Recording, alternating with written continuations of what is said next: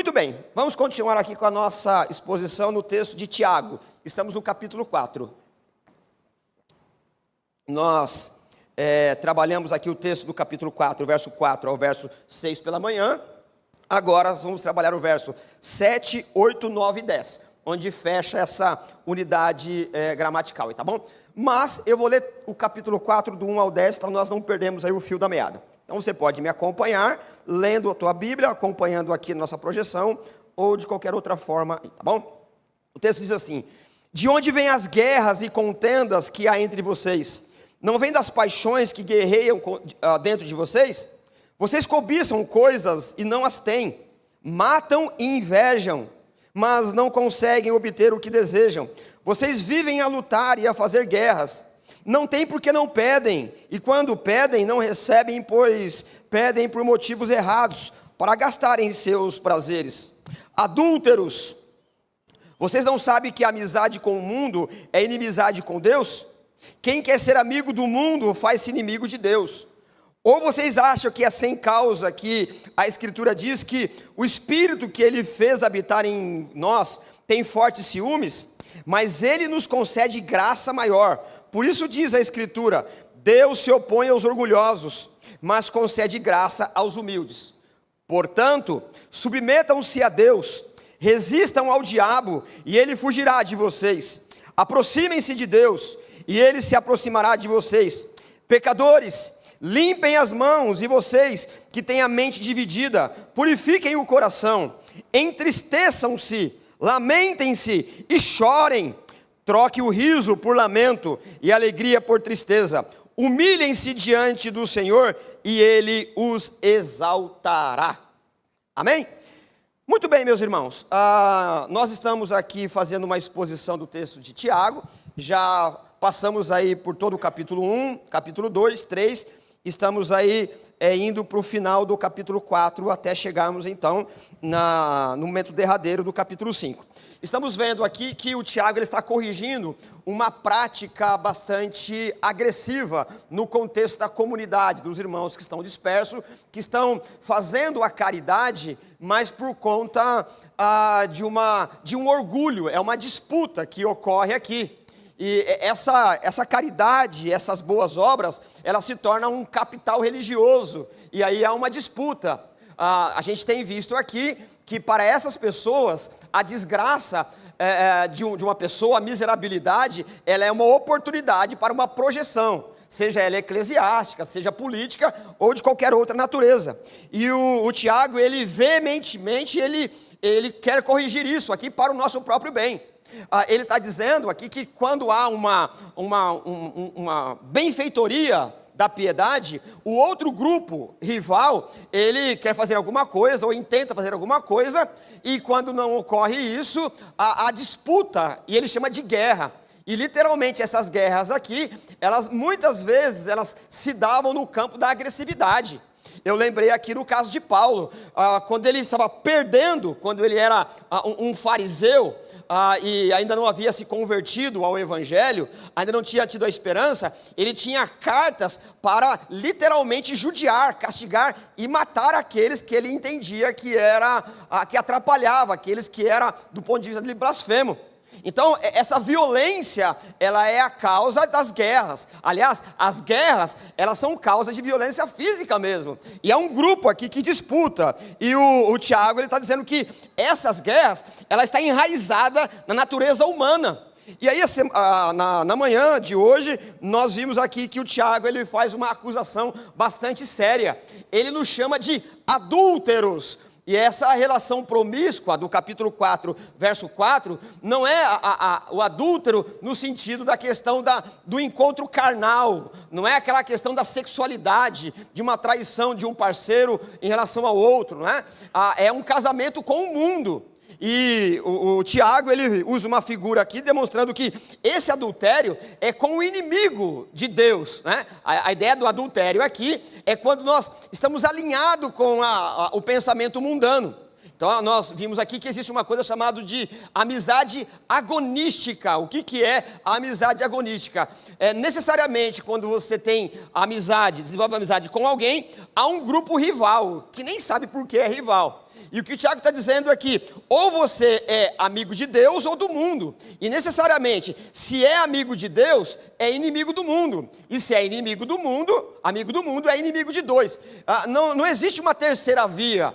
E o Tiago diz aqui que ao fazer esse casamento com o mundo, no sentido de se comportar com a filosofia, com a prática ou com a praxe mundana, desse tipo de socorro, né? E a gente vê muito isso no âmbito da política, em que um governo, ao invés de socorrer a população que o elegeu, ele oferece algum tipo de moeda de troca. E isso é reproduzido no ambiente da humanidade, no sentido do mundanismo. Não se deseja resolver problemas da necessidade humana, mas a miséria, a pobreza, é um capital político e religioso.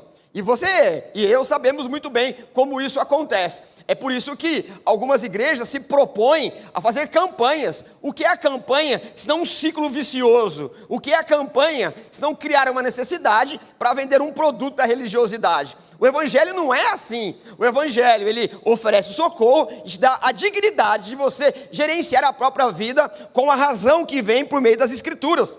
E o Tiago está demonstrando aqui que quando isso não ocorre, há uma relação promíscua, um adultério.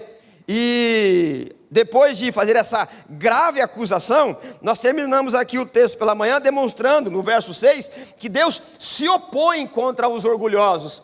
E essa oposição aqui, ela não é um castigo, essa oposição é um benefício da graça. Isso quer dizer, e eu leio aqui o verso 6, ele diz assim, mas... Essa palavrinha, mas aqui, ela está contrapondo, é uma adversativa com o que ele diz. Somos adúlteros, porque usamos o assunto da religião, da política, das questões psicológicas e tudo que diz respeito ao conhecimento humano para aprisionar as pessoas. E depois dessa acusação, ele diz assim, mas, porém, todavia, Deus concede graça maior. Por isso a Escritura diz, Deus se opõe. E aqui o que o Tiago está demonstrando, que é uma benfeitoria da graça, é uma bondade de um pai que não nos abandona, quando ele se opõe em relação a nós, quando Deus se levanta para estancar o nosso desejo orgulhoso. Deus se opor é aquele pai que tem responsabilidade, que não deixa que os nossos planos ele vá adiante, é aquele pai que frustra o nosso desejo pecaminoso. É isso que a gente leu aqui nos versos anteriores, dizendo que nós oramos e não recebemos porque pedimos mal, porque pedimos para os nossos próprios deleites. O que é o deleite aqui, que nós estamos vendo no contexto? É a rivalidade que cria facção no âmbito da igreja e da sociedade de uma forma geral. Quando isso ocorre, quando Deus frustra os nossos planos, é uma maneira que o texto está mostrando, que o Tiago quer demonstrar, que Deus se importa conosco e não nos abandona aos nossos próprios desejos. E você sabe, e eu também sei, que se todos os meus planos dessem certo, muito provavelmente eu não estaria aqui hoje. Bendita a mão do Senhor que frustrou muitos dos meus planos. Bendito o Senhor que não ouviu as minhas orações. Bendito o Senhor que se levantou, se opôs contra a minha vontade, porque o meu coração, ele é falacioso comigo mesmo, ele me engana, ele é sedutor. Portanto, nós devemos, com honestidade, agradecer a Deus pelos planos frustrados. Aliás, eu estava lembrando agora há pouco que outrora na igreja nós cantávamos, em nível de coral, um hino mais ou menos assim: graças dou, e ele vai dizendo porque dá graça, e num dado momento na estrofe ele diz assim, graças dou pelo plano que falhou. Irmãos, se o bom senso imperasse em nós, nós deveríamos fazer cultos de ação de graça pelos planos que falharam, porque se eles dessem certo, você talvez, ou com certeza, não estaria aqui. Deus se opor a nós é uma bondade de um pai que não nos entrega ao nosso próprio desejo. O pai que ama, corrige e não deixa o filho na delinquência. E nós, por natureza herdada de Adão, nós somos delinquentes espirituais. Portanto, o Tiago, ele concluiu aqui, dizendo no verso 6, Deus concede graça maior, por isso diz, ele se opõe ao orgulhoso, que é você e que sou eu. Muito bem, dito tudo isso daqui, depois dessas graves denúncias, e depois dessa bondade da oposição de Deus em relação a nós temos aqui então o verso 7, 8, 9 e 10, que eu quero então compartilhar com os irmãos aqui. Verso 7, é a receitazinha aí, de qual é o método, o que depende de nós, para aceitar essa oposição de Deus, ok? Nós já sabemos que oposição aqui não é um sarcasmo divino, oposição não é uma sátira de Deus, oposição é juízo de um Deus santo que não nos entrega a nossa própria vontade. Bem? Tudo bem? Então olha só, portanto, como é que eu devo fazer? Submetam-se a Deus, resistam ao diabo e ele fugirá de vocês. Então vamos trocar em miúdo aqui. A primeira palavra que aparece aí, submeter-se, ela descreve uma estrutura hierárquica. Essa ideia de submeter, ela tem uma ideia de pessoas que com bom senso, ela sabe que vive dentro de uma ordem estabelecida. Ela sabe que tudo que foi criado, não foi criado ao acaso do caos. O caos não trouxe uma organização, do caos não se surge, o caos não se auto-organiza. Todo o universo, as leis da natureza, as leis cósmicas, a lei da moral e tudo que nós temos, ela tem uma ordem e ela deriva de alguém maior, de alguém que é autossuficiente, de alguém que é eterno. A ideia de submissão, ela traz uma ideia de que nós estamos numa organização e há uma submissão. Por mais impopular que possa parecer, nós temos uma questão de homem e mulher. Deus, ao criar, colocou o homem como cabeça. Deus, ao criar, ele estabeleceu o homem com uma força capaz de enfrentar dificuldades para proteger a fragilidade física da mulher. A submissão da mulher está no sentido de que ela não tem a força física e a resiliência nessa natureza para enfrentar as demandas do mundo. Essa é uma ordem criada por Deus. Isso não quer dizer que a mulher é capacho do homem. Isso também é uma subversão da ordem criada. Assim como o machismo é um problema para o homem ou para a mulher, o feminismo também é. Isso muda a ordem, não é? O homem e a mulher, eles foram colocados como seres semelhantes, diferentes, que se completam. Portanto, a submissão da mulher, ela encoraja o homem, não é isso? A submissão da mulher faz com que o homem ele tenha um papel de masculinidade. E a sociedade que nós vivemos, ela nos chega a causar vergonha, porque estamos criando homens femininos e mulheres masculinas. Essa é uma subversão da ordem, mas não é nem o nosso assunto, nem do Tiago, mas demonstrar que há uma ordem, existem leis. E o que Deus está demonstrando para nós aqui, por meio da pena de Tiago, é que dentro dessa ordem, existe um que é inalcançável, que é insubstituível. Foi esse que, por meio do poder da sua palavra, criou todas as coisas. Esse é Deus. Submissão é um chamamento do Tiago para entender que absolutamente tudo está sob a ordem do Criador.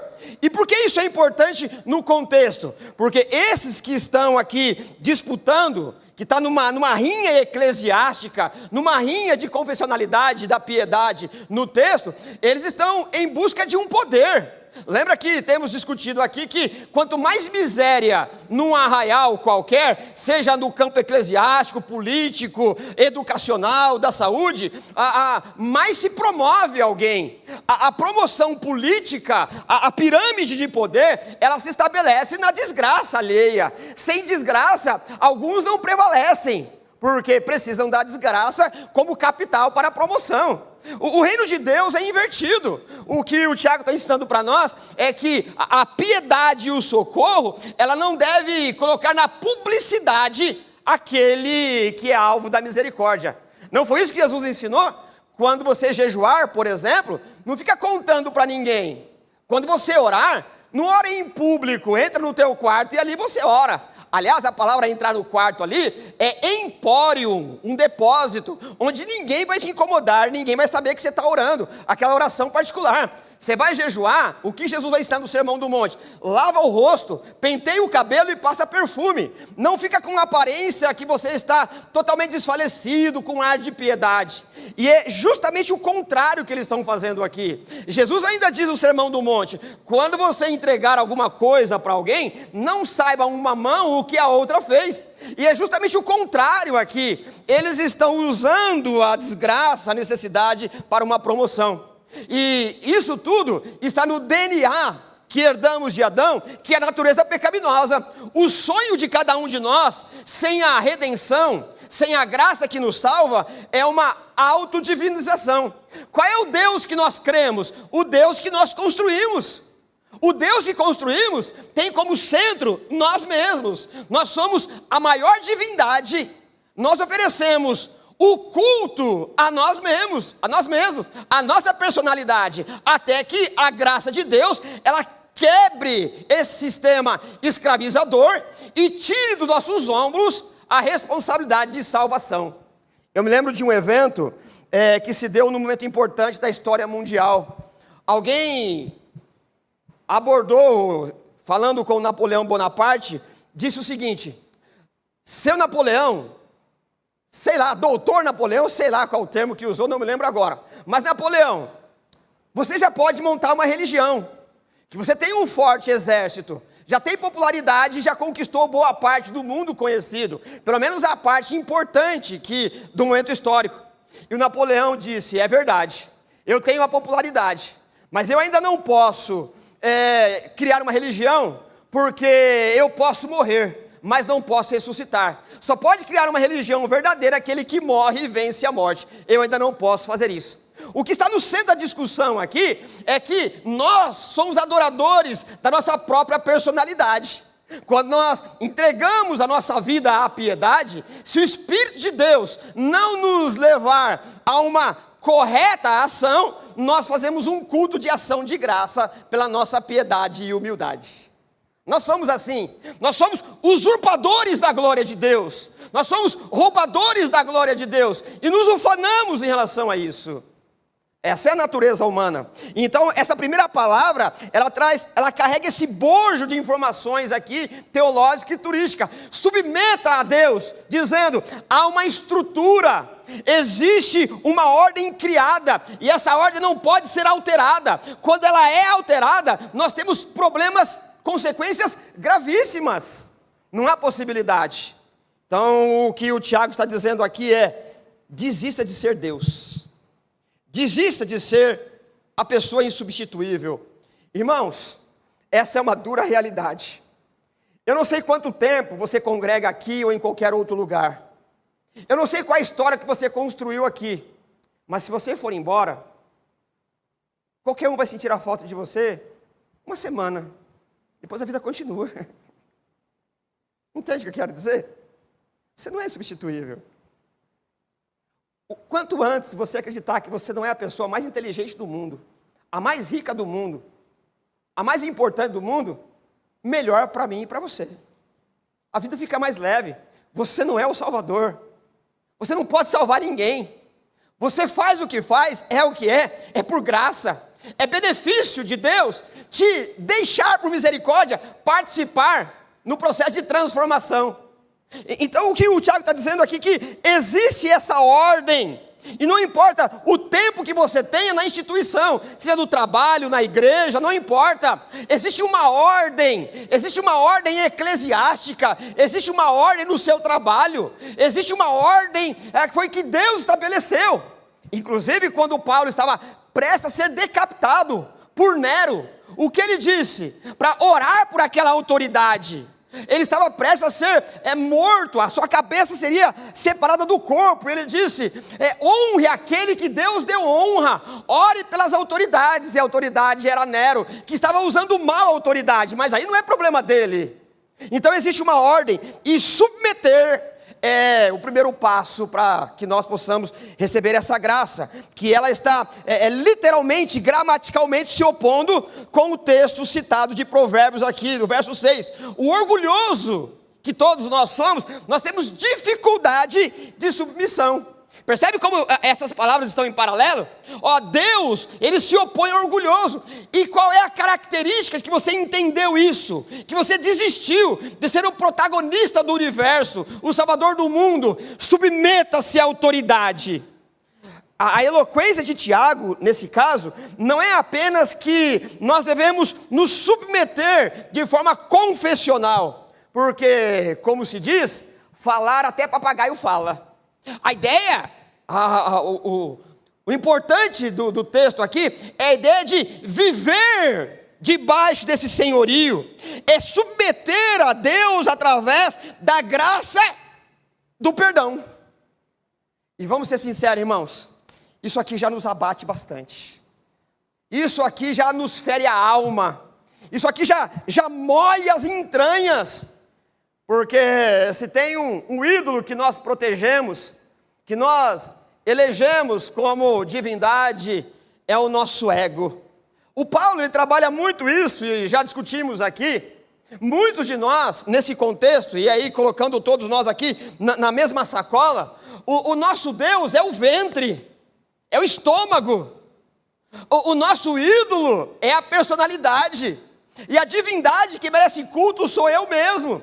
E para que isso tudo seja justificado numa comunidade, nós usamos o nome de Deus numa política correta, porque quando eu carimbo e coloco a imagem da religião e o nome de Deus, as pessoas tomam como certa, mas na verdade Deus para nós é apenas um escape, é apenas um discurso para que as pessoas aceitem o nosso discurso. Deus é apenas um prestador de serviço. Deus é apenas um ser que está ali ao serviço para o nosso próprio ego. E a primeira disposição, a primeira atitude que o Tiago diz para que não sejamos abatidos, que aceitamos a oposição de Deus, é: submeta-se a Deus. Submeta-se a Deus. E em seguida, que é consequência, a submissão a Deus já é uma barreira, já é um antídoto para outra informação aqui. Qual é a outra frase? Resistam ao diabo. E aqui também, irmãos, nós temos aqui uma questão muito importante. É muito comum nós assistirmos em qualquer lugar por aí que Satanás é vencido por meio de um grito de autoridade.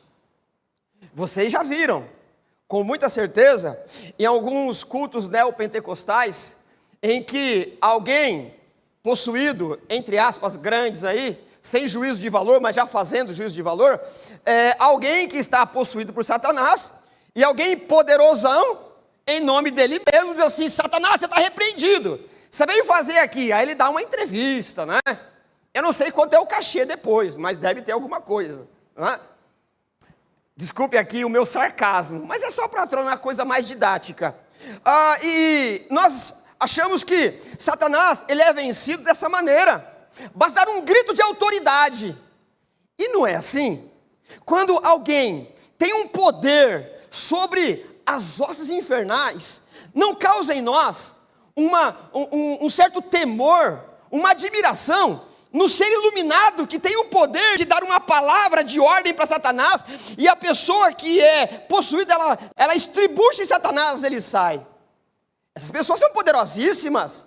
Essas pessoas, elas ganham um capital religioso, eclesiástico, fenomenal. As pessoas vão em procissão onde isso acontece, porque quem pode dar uma ordem para Satanás, e Satanás então obedecer, e está tudo certo? Esse ser iluminado, ele ganha um capital. Mas o que o texto quer nos ensinar é que Satanás não é resistido assim. Eu não estou desconsiderando o exorcismo. O exorcismo, ele acontece de forma extraordinária. O exorcismo, ele não é um espetáculo a todo momento. Eu mesmo, em alguns momentos da minha vida, eu presenciei momentos em que algumas pessoas, em nome de Jesus, a orar, estender as mãos e expulsar Satanás, e acabou, a pessoa é livre, ok. Mas isso é uma questão extraordinária, que não está na agenda do homem. O que o texto diz aqui é que nós devemos resistir ao diabo. E o diabo não é resistido com gritos, o diabo não é resistido com a bravata, o diabo não é resistido com uma credencial de apostolado, ele não é resistido com argumento teológico. Não é isso que ele está dizendo aqui. Resistir ao diabo aqui, nós temos a informação do texto, que o diabo, não só no texto de Tiago, que ele age na mente. O diabo, ele age na sedução da mente, ele vai sugerindo na tua mente algo que é contrário ao reino de Deus. O diabo, ele é sutil, o diabo não se apresenta corriqueiramente como aquele ser que vem do inferno mitológico, com um tridente, com aspecto horripilante. Não é isso. A sugestão maligna, ela trabalha no campo da mente. E todos nós somos alvos de Satanás. Satanás não faz o barulho, o estardalhaço, não vem com aspecto de terremoto, de desorganização. Isso é uma questão esporádica, extraordinária. De forma ordinária, ele trabalha com uma sugestão na mente. É por isso que nós somos convocados a preencher a mente com a palavra de Deus. É na mente que ele trabalha. O Evangelho, a palavra de Deus, ela nos convida a ter na mente a palavra de Deus. O antídoto contra a sedução de Satanás é a palavra de Deus. Por isso que você é convidado a meditar.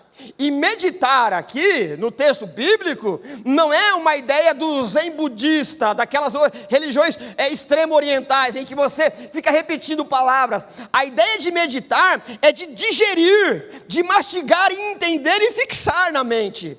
Eu já disse aqui há algum tempo atrás, talvez 2 semanas, um pouco mais, um pouco menos, de que aquele argumento de ter mente aberta, no sentido bíblico, é antibíblico. Porque a ideia de mente aberta, você está apto a que tudo passe ligeiramente pela tua mente. A ideia do texto bíblico na meditação da palavra é ter uma mente fechada com uma única entrada, para que não escape os valores do reino de Deus. Satanás, ele não é vencido por meio de uma pseudo-autoridade religiosa.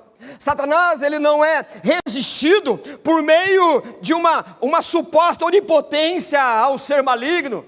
Ele é resistido, ele é expulso quando a palavra de Deus, ela tem autoridade na nossa mente.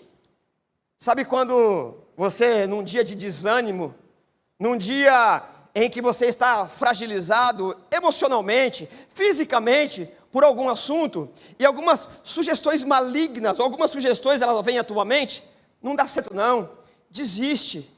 Ou então, quando você, por algum momento, tem um acesso de raiva, e na tua mente fica aquela sugestão, revida, faz isso, não deixa barato não. É assim que Satanás, ele trabalha, ele vai alimentando a nossa natureza pecaminosa, e isso é sutil. E por conta da nossa maneira religiosa de se comportar, nós arrumamos dificuldades, criamos grupos facciosos e colocamos isso na conta de Deus. Eu estou lutando e brigando contra ele em nome de Deus. Na verdade, foi Satanás que potencializou a sua ira. Foi Satanás que fez com que a tua carnalidade ela se aflorasse. Resistir ao diabo é fazer com que a palavra de Deus ela tenha autoridade sobre você. Resistir, ela tem uma palavra militar de oposição, demonstrando que Satanás, ele age por conta dessa natureza caída. E você sabe o que eu estou dizendo, que eu também sei o que eu estou dizendo, não no sentido de exposição bíblica, da teologia, da escritura, do discurso, mas por conta da experiência. E quantas vezes você ouviu na tua consciência um sopro, alguma fala, algo que fomenta na tua mente alguma coisa que é contrário ao reino de Deus. É assim que Satanás trabalha. Lembra de Pedro, quando ele dá um conselho para Jesus? Jesus ele está indo para Jerusalém e ele vai morrer. O que o Pedro faz? Ele diz assim: jamais, Senhor, não vai para lá não. Jesus, ele identifica que aquela fala de Pedro, ela foi soprada por Satanás. E Pedro, naquela atitude de bravata, de heroísmo, de defender Jesus, ele estava indo contra o reino de Deus. O que Jesus diz? Aparta de mim, Satanás, porque você não tem o pensamento do reino de Deus. Irmão, Satanás é mais atuante na minha e na tua vida do que nós pensamos. Não existe homem santo, não existe um quilate moral ilibado a tal maneira que Satanás não sugestione no teu coração, na tua mente, aquele desânimo, aquele desejo de revidar, aquele desejo do mau caratismo, aquele desejo que é contrário ao reino de Deus. É claro que é uma semente da natureza adâmica, mas é potencializada por Satanás. Resistir ao diabo não é dar um grito para que ele seja exorcizado do corpo de alguém. Resistir ao diabo é fazer com que a palavra de Deus tenha autoridade sobre nós. Quando está sugerido, revide, você se opõe ao diabo, resiste ao diabo, assim, eu tenho vontade de fazê-lo, mas em nome de Jesus Cristo, que se estabeleça a paz. Quando o nosso interesse idólatra, egoísta, ele é alvo de Satanás. O homem que se dedicou às mais densas horas de oração, ele é alvo de Satanás. E você e eu somos alvos de Satanás, porque ele atua na mente.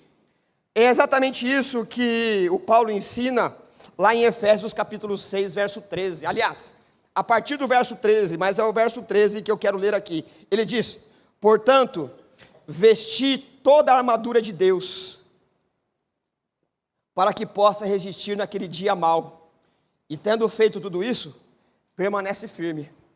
A partir daí, o Paulo ele começa a demonstrar para nós como é que você resiste Satanás, por meio do Evangelho. Você lembra que ele vai, a partir da armadura de um soldado, ele faz as analogias, ele fala sobre o escudo da fé, ele fala sobre as sandálias da salvação e coisas dessa natureza. O que ele está dizendo? Que quando nós cometemos deslizes, qual é a sugestão de Satanás? Está vendo? Pecou. Está vendo? Você não é digno. Está vendo? Você não tem mais condições morais de participar da ceia, por exemplo. Você não tem condições mais de participar e ir para a igreja. Você perdeu a salvação. E aquilo começa a ser uma tristeza no teu coração e ele te paralisa. Qual é o antídoto do que o Paulo vai dizer? Que a fé é você saber que essa denúncia de Satanás, ela é verdade. Você é um pecador que não mereceria. Mas ele te convida a olhar para a cruz e dizer assim: é verdade que você está dizendo na minha mente, mas olha para a cruz que eu estou justificado. Olha para a cruz, demonstrar que aquilo que Cristo fez na cruz, ela não fedeceu, não mofou. Quando Cristo nos salvou, Ele nos salvou para a alegria. Essa tristeza que vai sendo colocada, essa maneira de revide, é o que Paulo está dizendo: coloque a armadura e resista à sugestão de Satanás. A todo momento nós somos alvos, porque nossa mente é um campo fértil. A nossa mente, ela imagina coisas contrárias ao reino de Deus. Lutar contra isso é um processo de santificação. E esse processo de santificação é um método para resistir Satanás. Não é na voz poderosa, na eloquência teológica. Se resiste ao diabo submetendo-se àquilo que Deus colocou como autoridade, que é a tua palavra. Não tem outro método. Não tem mandinga. Não tem outra maneira, não tem misticismo. O diabo é resistido por meio da palavra de Deus. O diabo é resistido por meio das escrituras sagradas. O diabo é vencido não pela bravata humana. O diabo é vencido não por conta da habilidade teológica. O diabo é vencido pela força e pela graça do Evangelho da graça de Deus. Não tem outro método, não tem outro método, é acreditar que a palavra de Deus tem razão, ela está dentro de uma ordem criada por Deus, e o que Deus diz que é verdade, e o que Ele diz que é engano, Ainda que eu e você queiramos ter uma saída pela tangência e justificar. O mundo é bom de justificativa, mas há uma verdade. E essa verdade, ela não está no campo filosófico, teológico. Essa verdade é uma pessoa. Essa verdade é Jesus Cristo, o Filho de Deus. A verdade do Evangelho não é um discurso teológico, não é uma redação escriturística, a verdade não é um pensamento. Jesus diz: eu sou o caminho, eu sou a verdade e eu sou a vida. Submeter-se a Deus é o único e eficiente meio de resistir a Satanás. Todo crente é tentado por Satanás, todo crente. Aliás, Jesus foi levado para o deserto para quê? Para ser tentado por Satanás. Como é que ele venceu? Por meio das Escrituras. Ele não deu um grito para Satanás numa bravata religiosa e Satanás saiu estribuchando. Não. Satanás, inclusive, usou as Escrituras, mas Jesus usou a Escritura de forma correta. Também está escrito: não tentarás o Senhor teu Deus. Todos nós somos tentados. Alguém já disse que a tentação é como um pássaro. Você não pode impedir que o pássaro voe sobre sua cabeça, mas você pode impedir que ele faça ninho nela. É exatamente isso a tentação. Você não tem condições de inibi-la, de castrá-la, de estancá-la. A tentação está aí. Ela vem por meio do erotismo, ela vem por meio da ganância, da ira. A todo momento somos bombardeados por essas sementes malignas que se valem da nossa natureza inclinada ao pecado. Mas se resiste a Satanás, aos ensejos satânicos e infernais, por meio da palavra de Deus, submetendo a Deus, resista ao diabo. Todos nós somos tentados, mas o mais importante em relação ao primeiro é que nós podemos vencer o diabo.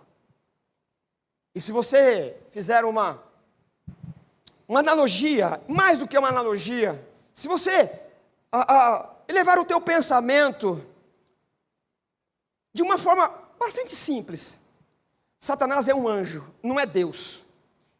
E anjo foi criado com particularidades diferentes do ser humano.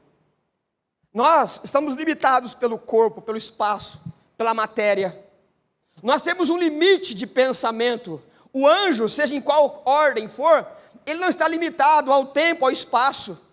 Alguém já disse de uma forma teologicamente coerente que ele viaja muito rápido. Há uma capacidade de velocidade que não temos condições de imaginar. Ele é um espírito, não está limitado. Então é óbvio que se colocar frente a frente numa comparação de poderes ou de propriedades de atributo, nós não temos condições de resistir a um anjo, seja ele qual for. Satanás, ele tem poderes, tem capacidades que nós não conseguimos imaginar. Nós não temos condições de vencer o anjo maligno pela sua sagacidade, por conta da sua própria natureza. Mas aqueles que estão escondidos à sombra da cruz têm condições de resistir esse ser maligno e poderoso, não pela própria força, mas em nome de Jesus Cristo, o Filho de Deus, que venceu por nós. Eu não posso vencer muitas hostes por questões óbvias. Não precisa nem de hoste. Eu não posso vencer quase nada. O meu biotipo já demonstra, né? Aliás, eu estava lembrando agora à tarde de alguns apelidos que nós tínhamos na escola. Tinha um menino lá que chamava Esgoto. Chamava não, era apelido dele. De onde veio o esgoto? Ele era muito limpinho, muito mesmo. Só que a gente estava estudando, eu estava conversando isso agora à tarde com a minha esposa.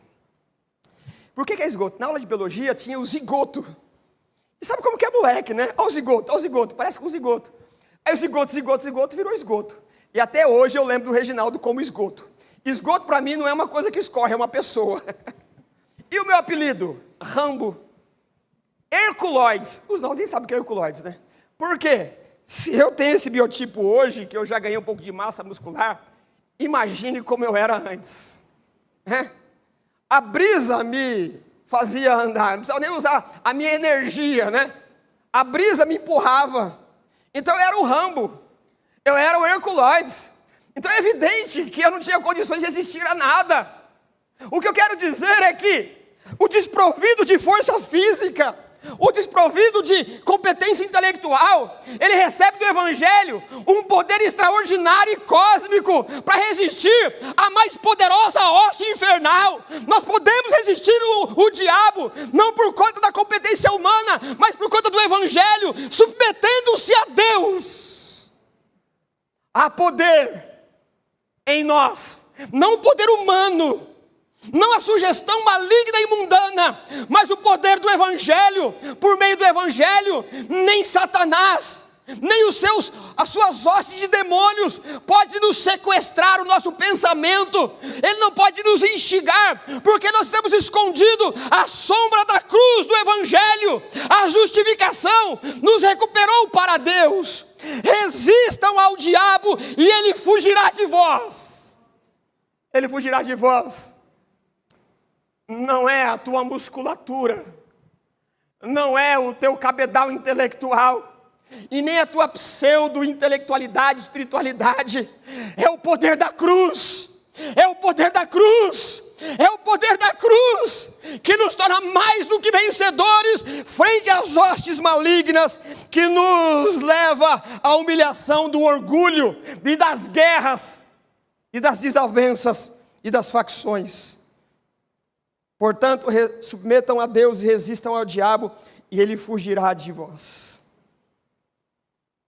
É sumamente importante que todos são tentados por Satanás, mas é muito mais importante saber que nós possamos resisti-lo, e é ainda mais importante saber que ele foge de nós, não porque você é a estrelinha mais luminosa de Jesus, não, ele foge de nós, porque a palavra, ela lapida o nosso caráter, porque a palavra nos coloca de joelhos, reconhecendo a autoridade do Senhor, que conduz a nossa vida em triunfo.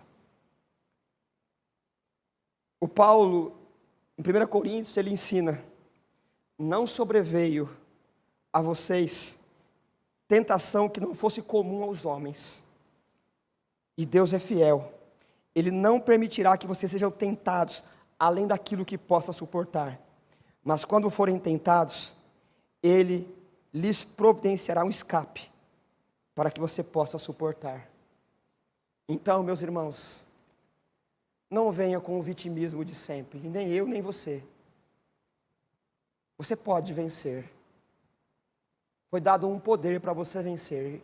E qual é o seu inimigo primário? Você. Você resiste a Satanás submetendo-se a Deus. Irmãos, como isso é difícil. Como isso nos humilha. Como nós temos dificuldade de soltar as rédeas da vida. Como isso nos abate. O que nos traz uma sensação de segurança é quando nós temos o domínio de todas as coisas. Você não tem o domínio da sua saúde. Você pode ter um lastro financeiro no banco, mas qualquer mudança de plano econômico, você não consegue comprar um pão na padaria da esquina. A sua vida não está no seu controle. A tua vida está sob o senhorio daquele que pode dar o pão em época de escassez, te dar a saúde em época de enfermidade, e acima de tudo, a alegria indizível da salvação, que ninguém pode roubar ou assaltar do coração do crente. Bom, o verso 8 e 9, nós temos o meio para que tudo isso aconteça, e eu leio o verso 8. Aproximem-se de Deus, e Ele se aproximará de vocês. E mais uma vez, para que nós não esqueçamos, Ele diz: pecadores, aproximem-se de Deus. Vocês são pecadores, e só tem um remédio para que você consiga vencer essa condição indigente, indigna. É você admitir que é um pecador. É você acreditar no Evangelho. A primeira notícia do Evangelho não é que você é triunfante de uma forma irresponsável. A primeira notícia do Evangelho é que você é pecador. Você está perdido. E não é bom ouvir uma denúncia como essa. Mas o Tiago, ele continua para gente experiente, dizendo: aproximem-se de Deus, Ele se aproximará de vocês. Pecadores, limpem as mãos, e vocês que têm a mente dividida. A palavra dividida aqui é uma ideia de bifurcação. Ela aparece também, essa palavra, algumas ocasiões, quando nós temos dupla fala. A ideia de dupla fala é a palavra dialógico, alguma coisa assim. É a ideia da serpente, que quando ela mostra a língua, ela tem a língua partida, bipartida. Fala duas coisas. A palavra é a mesma. Uma mente dividida é uma mente que não é capaz de ter um caminho seguro. Ora está aqui, ora está ali. A maneira de vencer, de resistir a Satanás, submeter a Deus, fazendo uma leitura contrária, é deixar que nossa mente, aliás, coração e mão, seja totalmente rendidos ao Senhor. A ideia de mão e de coração, ela é uma ideia de mão, o aspecto externo, e coração, o aspecto interno. O que Tiago está dizendo, com toda a tua habilidade escriturística e poética, é que é o homem todo. É o homem todo que se entrega. Não é o aspecto interior, como se dissesse: o meu coração está entregue ao Senhor. A minha mente, a minha vontade, ela é dedicada aos cultos de finais de semana. O que o Tiago está dizendo é que não basta ter uma atitude ou uma atuação do palco, do teatro da fé, no final de semana, mas que a mente e a mão, o coração e a mão, sejam todos purificados pelo Senhor, o homem todo, o ser humano todo. E ele continua no verso 9 ainda: e vocês têm a mente dividida, purifiquem o coração. E aí tem um chamado que nos causa estranheza. Verso 9: entristeçam-se, lamente-se e chorem, troque o riso por lamento, e a tristeza, a alegria por tristeza. Pelo menos 3 vezes ele faz esse uso de linguagem para dizer a mesma coisa. O Evangelho, ele é um convite à alegria. Eu já disse aqui algumas vezes que nós conhecemos, ou pelo menos sabemos, os 10 mandamentos. Não matarás, não tenha outros ídolos, não cobiça. Tudo isso é mandamento. Mas existem outros mandamentos. Um mandamento que ele é recorrente, transbordante nas Sagradas Escrituras, é a alegria. Alegria é um mandamento. Deus exige por mandamento que você seja alegre. A tristeza, ela não faz parte da criação. A tristeza é uma herança do pecado. A tristeza não faz parte da criação de Deus.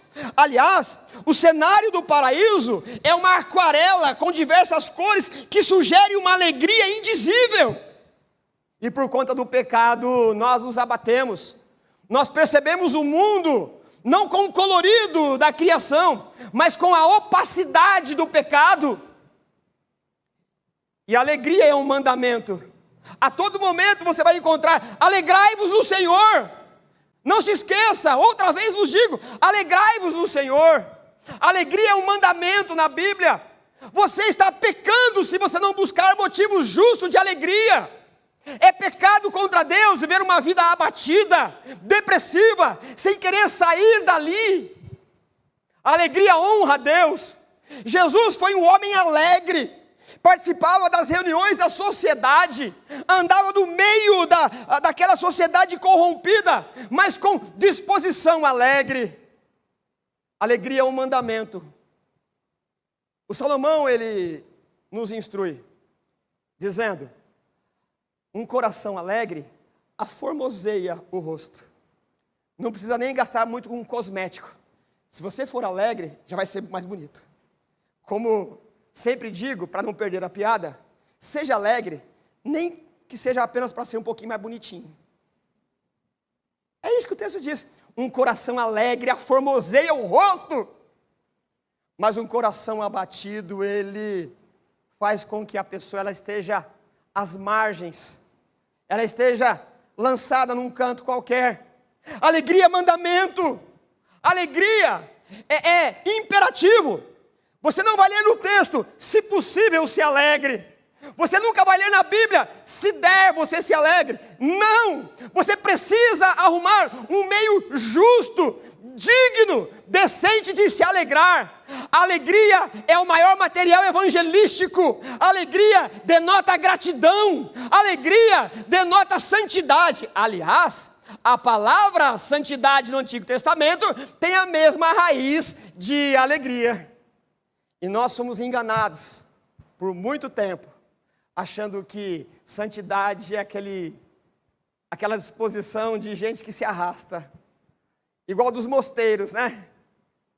Pessoas santas são aquelas que abriram mão dos prazeres lícitos, pessoas que passam fome, vivem in natura, não toma banho, não escova o dente, não penteia o cabelo, não faz nada, né? Olha que santa, não. A santidade, ela te impulsiona, porque a mola propulsora é a alegria de Deus. Deus é um ser alegre, festivo. Na criação ele se alegrava consigo mesmo. Aí vem o Tiago e nos diz: se entristeça, lamente e chore, troque o riso por lamento e alegria por tristeza. Ora, o que o Tiago quer nos dizer em relação a isso? Se a Bíblia ela é imperativa, o Tiago está dizendo aqui para nós, nós não devemos levar uma vida debochada. O que ele está condenando aqui é rir de uma forma em que a vida, ela passe você debochando dela. Que você não leve em consideração as ordens de arrependimento.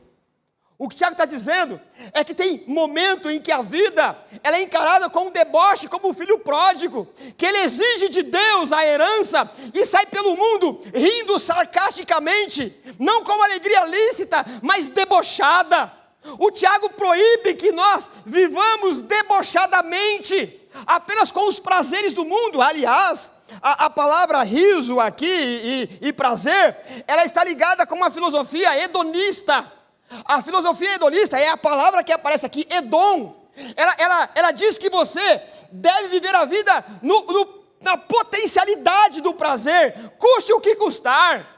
Não importa a moral, não importa se deu vontade, faça. O que o Tiago está dizendo que essa é uma vida debochada. Se você e eu estamos vendo uma vida debochada, nós precisamos mudar a perspectiva e chorar, e parar de rir desse deboche. Viver a vida de forma irresponsável é debochar de Deus, é dizer que Ele não tem razão na moral, é dizer que Ele não tem razão na santidade, é um deboche. Nós precisamos mudar a vida de sarcasmo, nós precisamos mudar a vida de debochar de Deus, e chorar, e lamentar. E o início da salvação é o abatimento, é a tristeza, é uma melancolia que invade o âmago do ser humano, porque quando ela acontece, o Espírito de Deus, como mola propulsora, nos traz a alegria do legado eterno. Mas muitos de nós estamos vivendo debochadamente, rindo da vida, como o filho pródigo, que saiu para gastar, porque ele apontou o dedo para Deus e diz: dá o que é meu. E ele recebeu, e foi gastar. Eu quero crer que eu e você não viemos aqui nessa noite para erguer o dedo em rixa e exigir alguma coisa para Deus no próximo ano, como se Ele fosse o seu office boy, um serviçal. Deus não te deve nada. Deus não te deve absolutamente nada. E se nós temos essa atitude, nós estamos sendo aqui aconselhados a chorar, pedindo perdão dessa atitude de deboche. Quando você confia no seu salário, no teu intelecto, na tua posição, você está debochando de Deus. Viver uma vida debochada de Deus é o primeiro passo para a submissão. Arrepender-se do deboche de Deus é o primeiro passo. É o primeiro passo. Entender que uma vida debochada abre o campo para Satanás, que sugere cada vez mais. Isso machuca, isso fere, isso dói, mas não tem outra saída. O texto termina dizendo, verso 10, humilhem-se diante do Senhor. Essa humilhação aqui é exatamente isso, essa admissão de saber que foi feito pelas mãos divinas. A palavra humilhar numa língua, ela tem a mesma raiz, o mesmo radical de terra, de humus. Para alguns aqui, humus pode ser um pouquinho mais elaborado. Para alguns aqui, humus não é nem terra, é cocô de minhoca, não é? A palavra humilde, ela tem a mesma ideia de humus. Enquanto você não entender que veio do pó, você não entendeu o que é submissão a Deus. E você está suscetível à ação de Satanás. Humilde e humus, pó e humildade, têm a mesma origem. E não é um convite à indigência, não. É um convite à verdadeira vida. Porque quando nós admitimos que há uma ordem estabelecida e que há um Senhor, está a nossa humanidade. Você foi chamado pelo Evangelho para ser gente, não para ser Deus. Você foi chamado pelo Evangelho para reconhecer o que ele arremata no verso 10. Humilhem-se diante do Senhor, e Ele os exaltará. É a mão do Senhor que nos exalta. É o Senhor que pavimenta o nosso caminho. É o Senhor que nos conduz em triunfo. É o Senhor que tem pão fresco para nos dar. É o Senhor que nos protege de nós mesmos. É o Senhor que é misericordioso e bom. É o Senhor que nos salvou. É o Senhor que nos brinda da ação de Satanás. Mas o começo de tudo isso, o pontapé inicial, é reconhecê-lo como Senhor, como Salvador. É uma submissão, não da indigência, mas da dignidade. Eu termino aqui com cenas dos próximos capítulos para a semana que vem, pela manhã, onde o Tiago diz: irmãos, não falem mal uns dos outros. Quem fala mal do seu irmão, julga o seu irmão, e fala contra a lei que julga. Ora, parece que o Tiago ele é desconexo. Por que ele coloca isso exatamente aqui? Mas como eu disse, cenas do próximo capítulo. Nós precisamos enterrar com a palavra de bênção. Na humilhação está a exaltação. A humilhação não é uma proposta de indigência, não é uma proposta de abatimento, não é uma proposta de colocar você às margens da sociedade. A humilhação é desistir da autodeificação. A humilhação é acreditar que você não tem controle sobre a sua vida, quanto mais da facção que nós criamos. As facções e as brigas, principalmente dentro da igreja, ela tem como tutor Satanás. É o diabo que está por trás disso, aproveitando a minha e a sua resistência de submeter a Deus. Eu termino dizendo: desista de você. Desista de você. Desista de você. O jeito de fazer isso é acreditar que Deus é mais inteligente que você, é mais poderoso que você, é mais bondoso que você. Deus é bom, só quer o bem. Na verdade, quando Ele diz para desistir de você, Ele está desarmando, tirando da sua mão as armas que você se autofere. Nós nos ferimos quando acreditamos que somos onipotentes. Nós não somos. Nós precisamos da graça do Evangelho para que de fato sejamos exaltados. Que o Senhor nos ajude, em nome de Jesus. Vamos orar? Obrigado, Senhor, pela Tua graça. Obrigado pela Tua bondade. Obrigado pelo Evangelho, que insiste, Senhor, o tempo todo, por meio das Escrituras, a submeter ao Senhor. Bendito é aquele que ouve as palavras sagradas.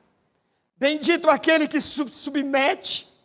Bendito é aquele que se entrega, que abre mão das rédeas do controle. Bendito é aquele que se submete à ordem estabelecida como sendo o Senhor, autor e consumador de todas as coisas. Bendito é o Senhor que nos salvou por meio do Evangelho. Bendito é o Senhor por aquilo que nos deu por meio da graça. Bendito é o Senhor pela alegria da salvação.